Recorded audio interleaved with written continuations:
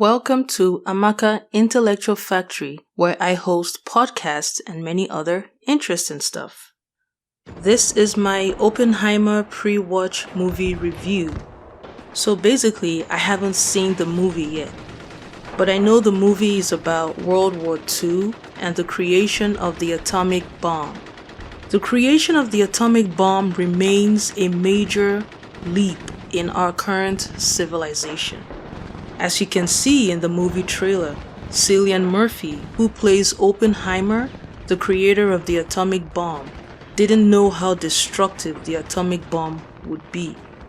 However, in my pre-watch movie review, I would like to first of all give a brief background of World War II and its connection to Ogbanje Activities.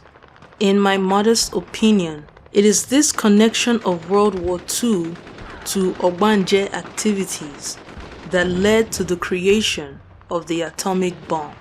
A lot of Africans in their 60s and younger, and that is a very disturbing number, don't even know about World War II, let alone why it happened, or that they are currently still suffering the consequences of World War II till today.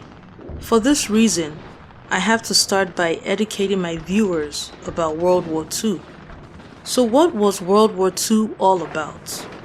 I'm not going to bore my viewers with historical technicalities, especially with the gradual devolution caused by the bread and circus thrown at us, and as such, a lot of people's attention span have shortened drastically. And if the conversation is not about who's dating who or some tabloid gossip, a lot of people are just not interested.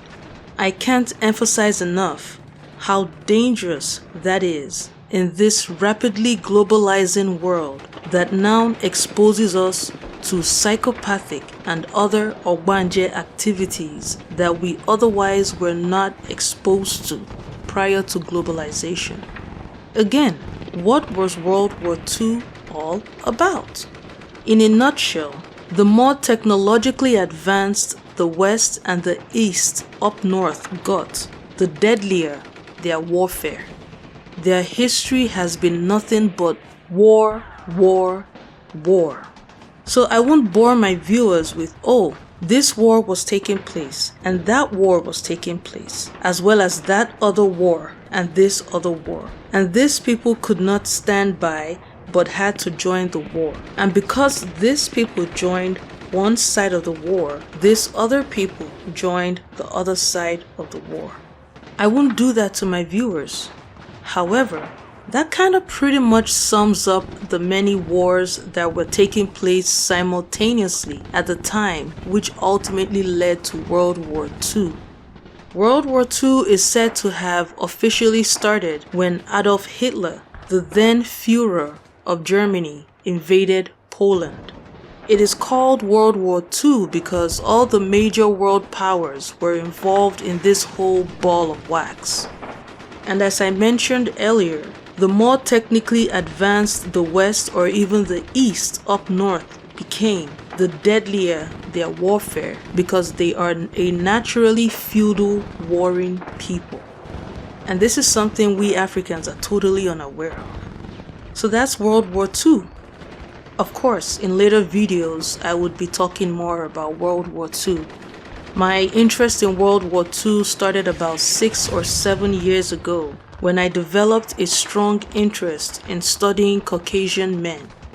Back then, it became apparent to me that their behavior continuously shaped our world for good and bad, and literally determine the quality of our lives. You learn a lot about the world when you study white men. Now, one characteristic you quickly pick up when you study European men is their fascination with warfare and war history, and World War II seemed to be one of their favorite wars to study. If you don't believe me, do a simple Google or YouTube search.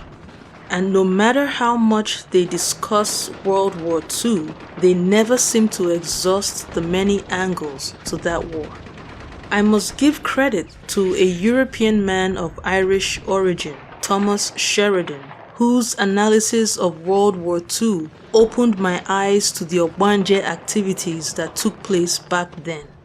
Honestly, I don't know why this man is not as popular as Alex Jones.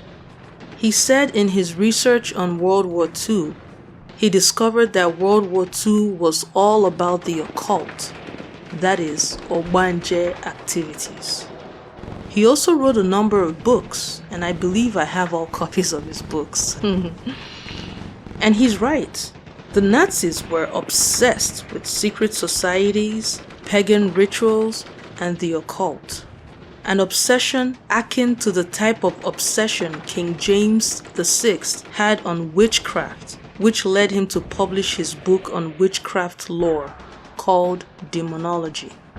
But why were the Nazis obsessed with secret societies, pagan rituals, and the occult? That is, why were the Nazis obsessed with Ogbanje activities? In a nutshell, they were obsessed because a lot of Ogbanje activities were taking place among them and it was ruining their lives. From monitoring spirits to gang stalking, targeting, financial hardship, insecurity, societal decadence, among others. These are all signs of a society on the path of destruction if nothing is done to arrest it. But then, the Nazis themselves were no saints either.